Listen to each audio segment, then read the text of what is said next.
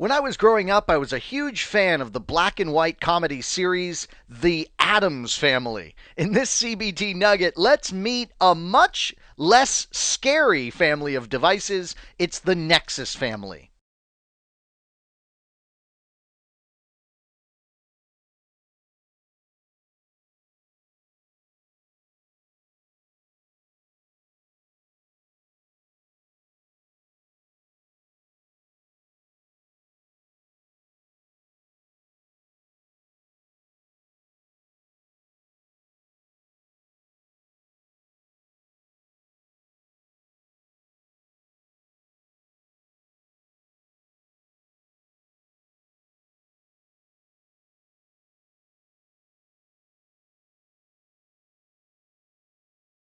Equipment.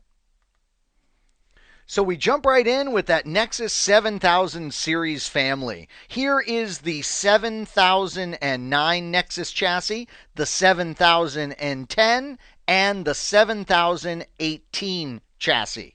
Understand that in the 7009, we have 7 slots for I/O modules, and we have 2 SOUP slots for redundancy. In the 7010 series, we have 8 plus 2 as far as I/O slots and supervisor slots.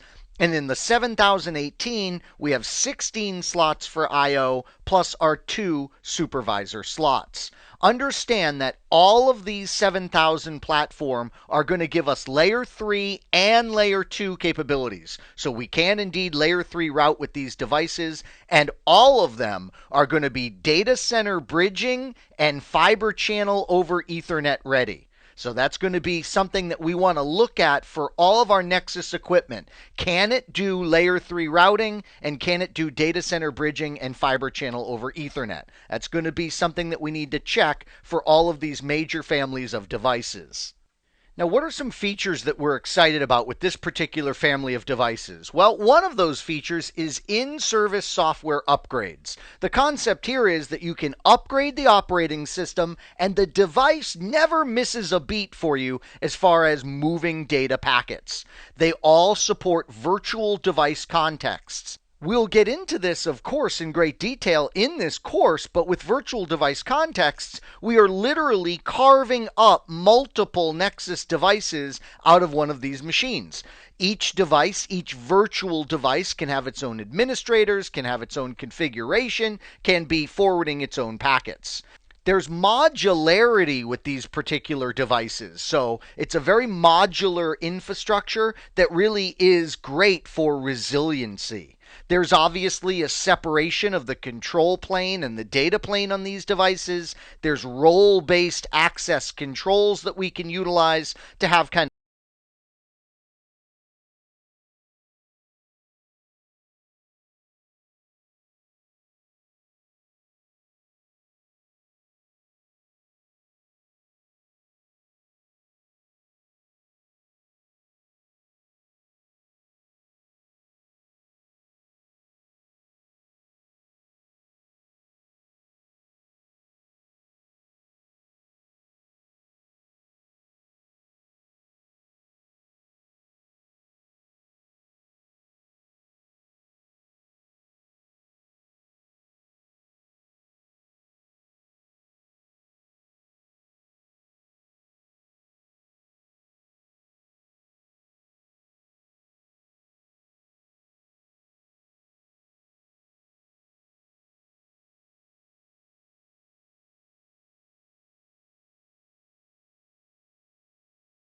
do that. Let's jump and take a tour of the 7009 Nexus device so I can show you some of these great redundant features close up.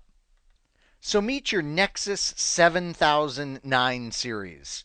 Let's go ahead and start on the front view of this particular device, and let's go ahead and take a look at some of the key features. First of all, there's a built-in lockable front door. Obviously, this is going to be great to help protect the device physically. Also, there's system status LEDs that are going to give us great immediate information about the health of the various system elements. Now, along the side of this device, we're also going to see integrated cable management right in the chassis, another great feature.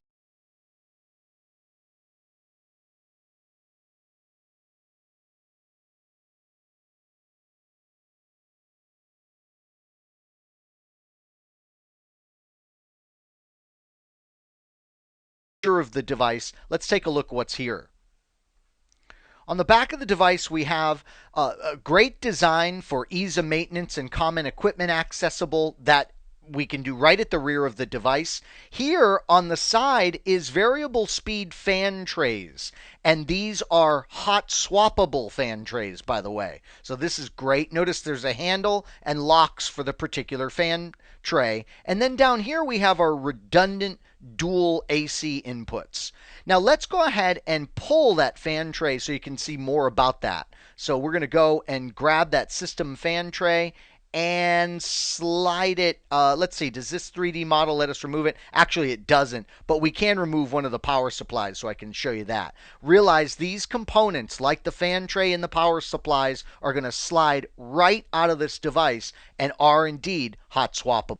Now, as you might guess, these innovations in the 7709 carry through to the 7710. So we got great features like integrated cable management in this particular device. If we spin the device around, sure enough, there are indeed hot swappable fan modules, right? And these in the 7710 are just oriented a little bit differently. So we had that single hot swappable fan tray in the 7709. Here in the 7710, you see we have 3 hot swappable fan modules on the rear of the device. Once again, there are modular power supplies in this particular device as well. So you just have an amazing high availability, very resilient form factor. Well, let's turn our attention now to the 7718. Here it is, and what a truly remarkable device, right? Over 70 terabits per second of overall switching throughput in this particular device. We know that this device is capable of layer 3 routing in addition to the switching capabilities. We know it's fiber channel over Ethernet and data center bridging capable. And by the way, of course, will be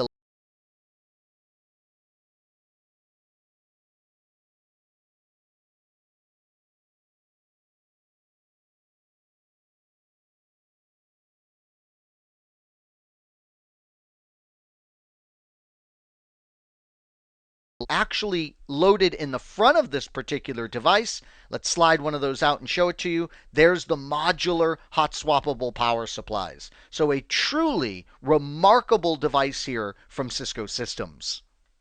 Now, what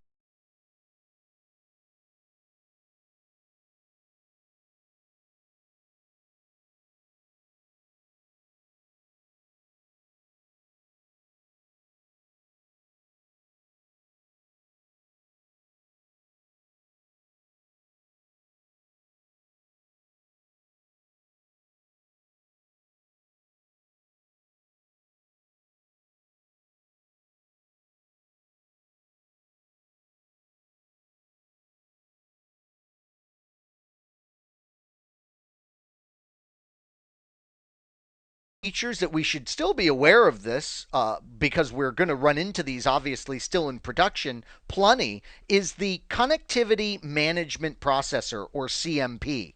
The idea here is that the connectivity management processor, your ability to connect and manage the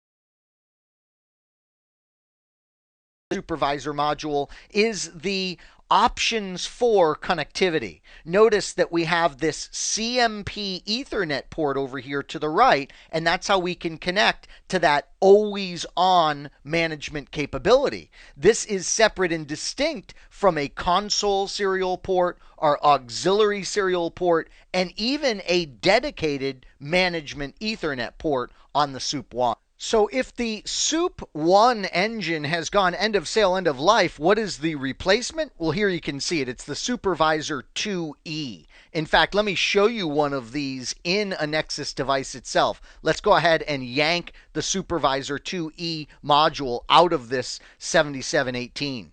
And there we can see it. One of the great things about this particular supervisor engine is an amazing amount of available memory compared to what we're used to. It's a dual quad core CPU with 32 gigabytes of RAM on the soup engine. Notice how small these form factors are. Cisco was really thinking modularity here when they designed this particular supervisor engine, both modularity and high availability, of course.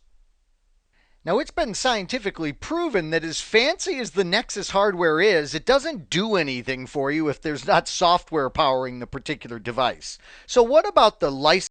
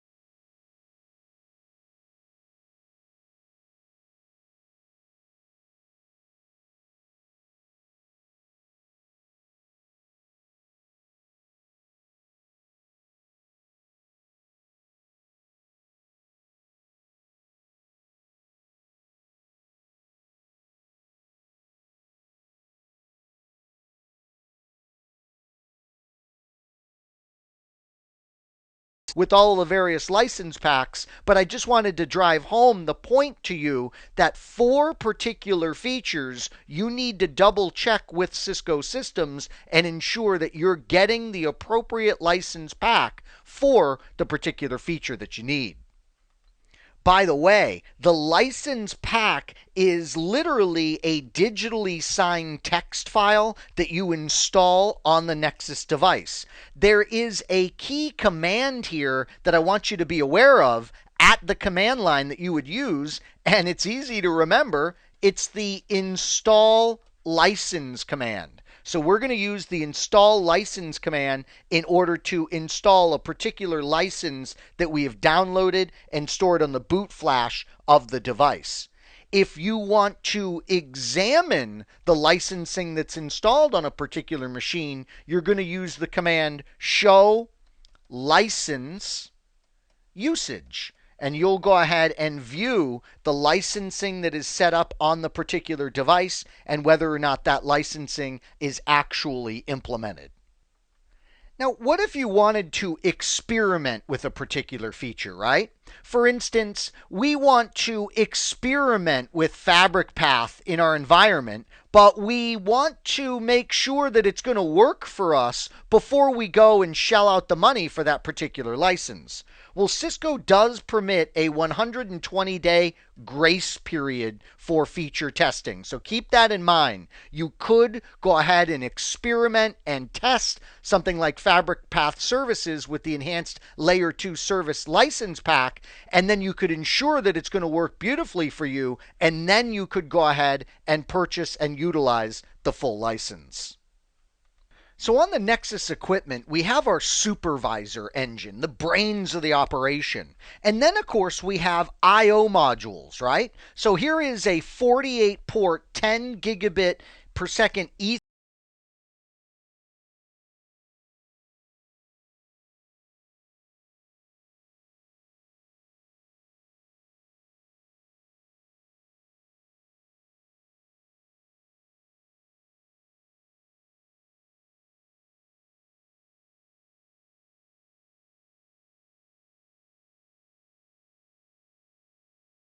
called a fabric module.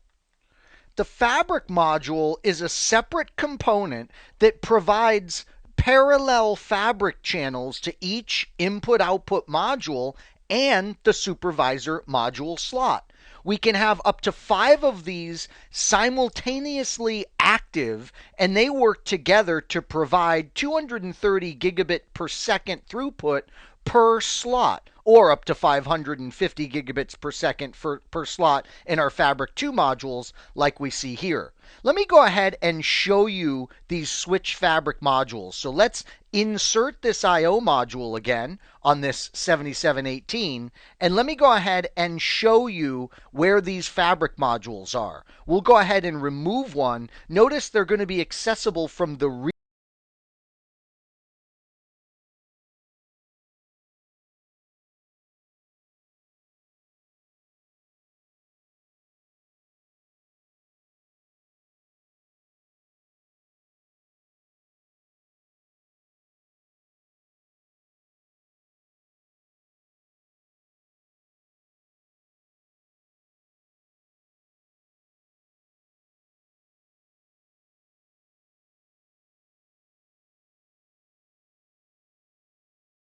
power supplies are going to be modular and hot swappable in the Nexus, but what I want to emphasize to you is the various operating modes we can run in with our power supplies from a redundancy perspective.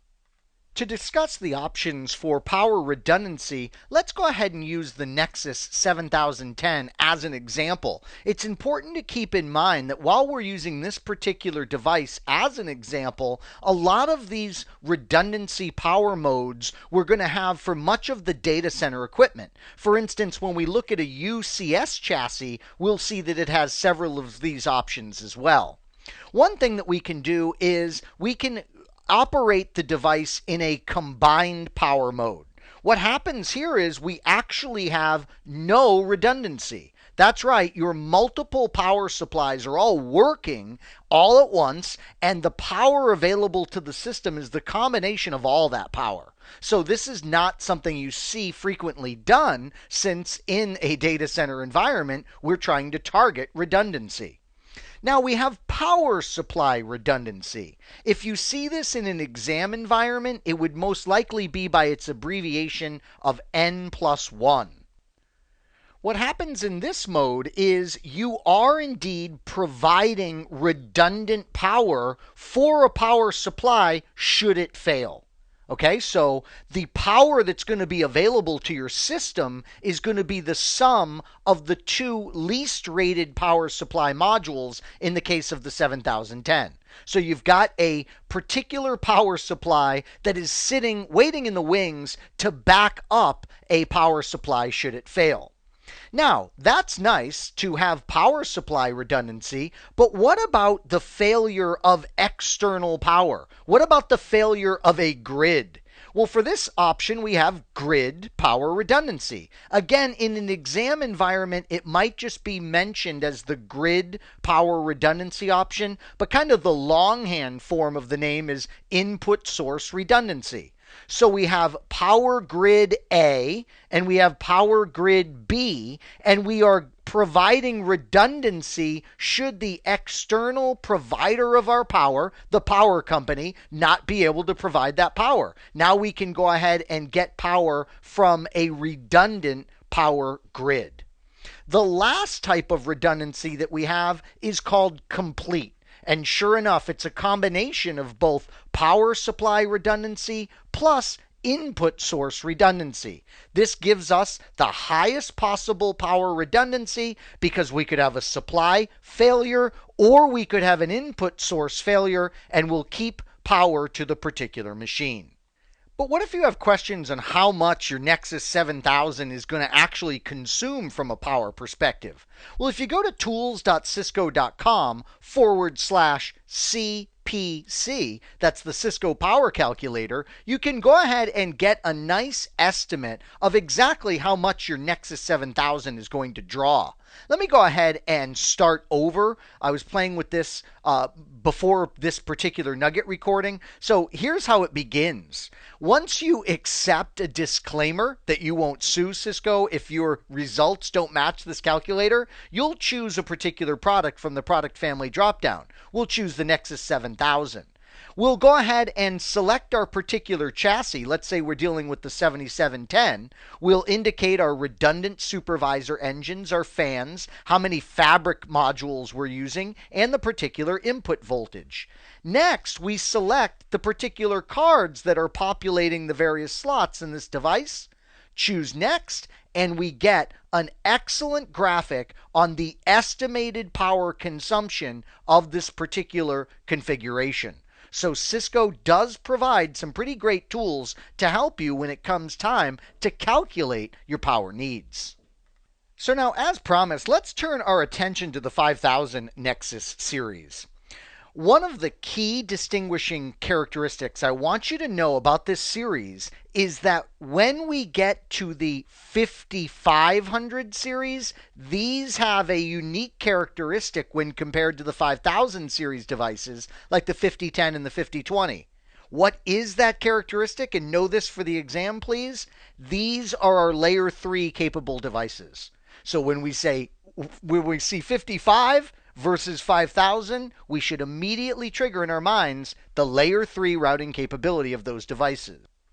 Now, as you might guess, there is differing overall fabric throughputs here. For instance, a 5010 is capable of 520 gigabits per second, whereas something like the 5596 is capable of 1.92 terabits per second.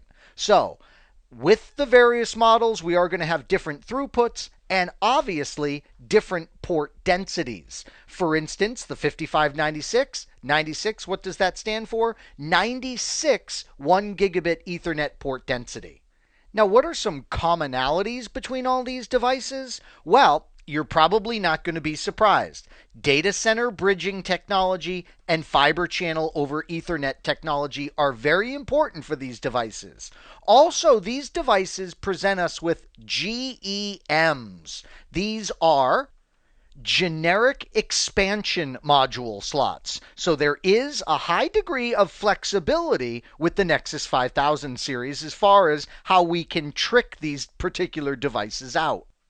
What would you use these generic expansion modules for? Well, the addition of the number of Ethernet or fiber channel over Ethernet ports that you require on that particular system.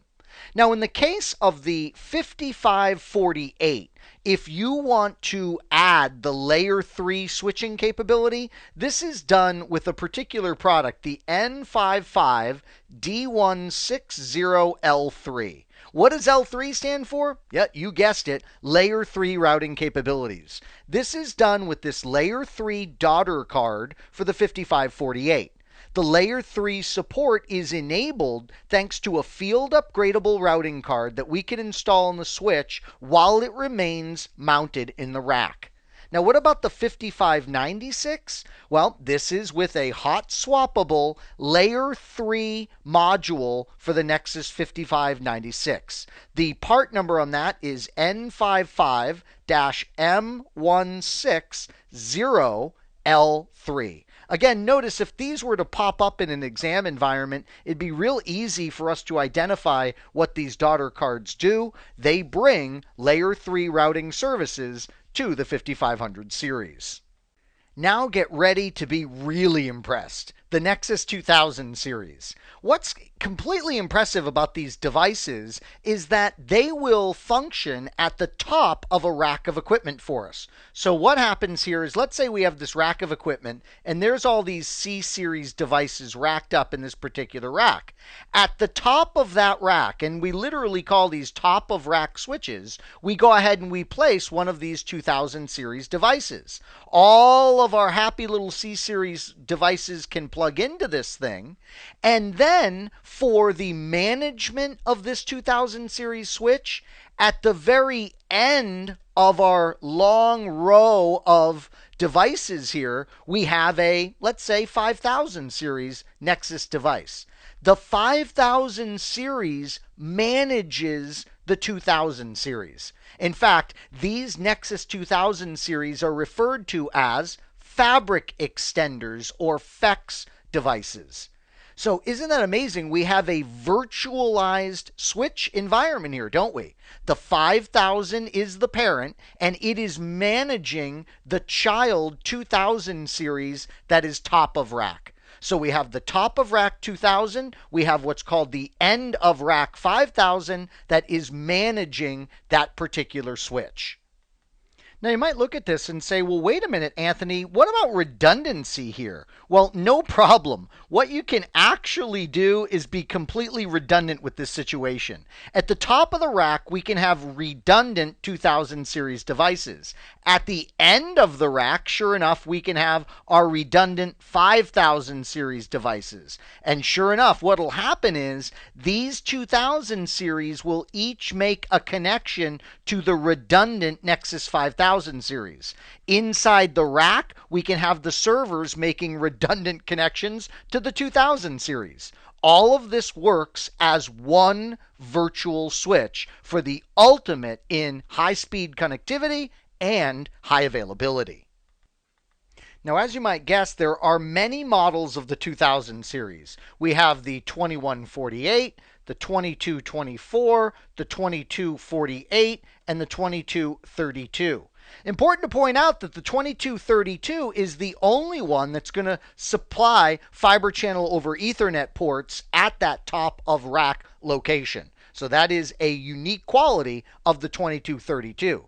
As you might guess, variations here deal with scalability, oversubscription, and the number of host ports and fabric ports that these particular devices provide. Now, I know it's kind of painful, but the exam will get into particulars between these different fabric extenders. So let's cover that just in case you want to get a perfect score. Right? I tend to just gloss over questions and best guess them like this in the exam environment. I don't care how well I pass as long as I pass an exam like this. But let's just go over some of these particulars for those of you that really, really want to ensure that very, very high score in this exam. How many fabric ports would we have on the 2148? These are the 10 gigabit ports that we would use to connect back to our parent 5000 or 7000 Nexus device, for example. Well, there's going to be 4 10 gig ports for this purpose. Can we do port channeling? Yes, we can do one port channel on this particular device. That port channel can have 4 ports in it. Now, how about our host ports? These are ports that are going to connect down to our server blades. There are 48 1 gig ports for this purpose. Can we do port channeling? No, we cannot do any port channeling down to the server blades. As you know, there is no fiber channel over Ethernet support on this particular device. When we look at the 2224, we're going to find that there are 2 10 gig ports for our fabric ports. We can go ahead and do that one port channel, and there's 24 1 gig ports for server connections. We can do port channeling on this device, and we can do 24 port channels down to our particular server blades, okay?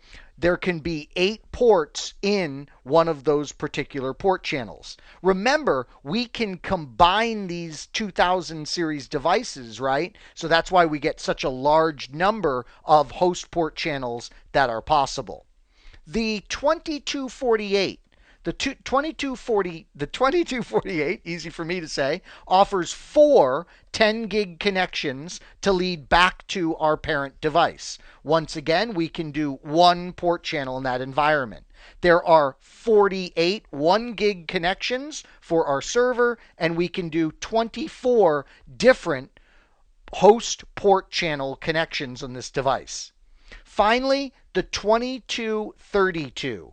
We can have 8 10 gig fabric connections, and we can do the one port channel back to the parent device. For host ports, we have 32 fiber optic ports that are capable, and we can do up to 16 host port channels down to our devices. Remember, the 2232 is unique because it does indeed support fiber channel over Ethernet and data center bridging. So, some of the distinctions between these devices, right? Notice that in an exam environment, Cisco would want to point out, would want you to know, kind of the the oddities, right? Like the 2148 not being able to support host port channeling at all, right? That kind of sticks out. The 2232 being able to support fiber channel over Ethernet. So they'll be pretty fair in these questions.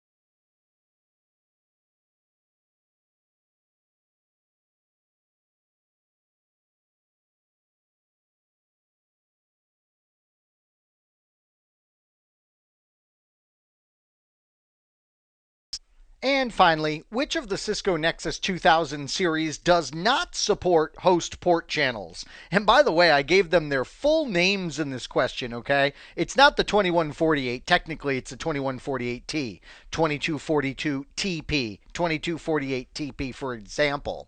So, which of the Cisco Nexus 2000 series doesn't support host port channels? Well, you probably remember this was the 2148T. Kind of easy there, right? Because it's one of the smaller scale devices. That lower number kind of sticks out like a sore thumb in the device lacking the sophisticated host port channeling capability.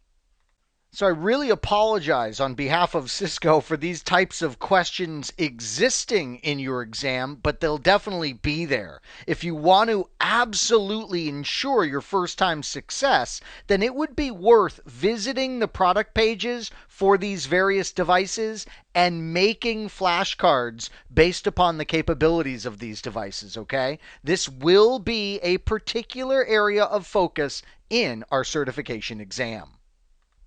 So we sure had some fun in this nugget, didn't we? We really explored three different families of Nexus equipment. We took a look in great detail at the 7000 series, the 5000 series, and the 2000 series. And one of the things that we remember is that 2000 series is actually a child device managed by either the 5000 or the 7000 series devices. Well, I hope this has been informative for you, and I'd like to thank you for viewing.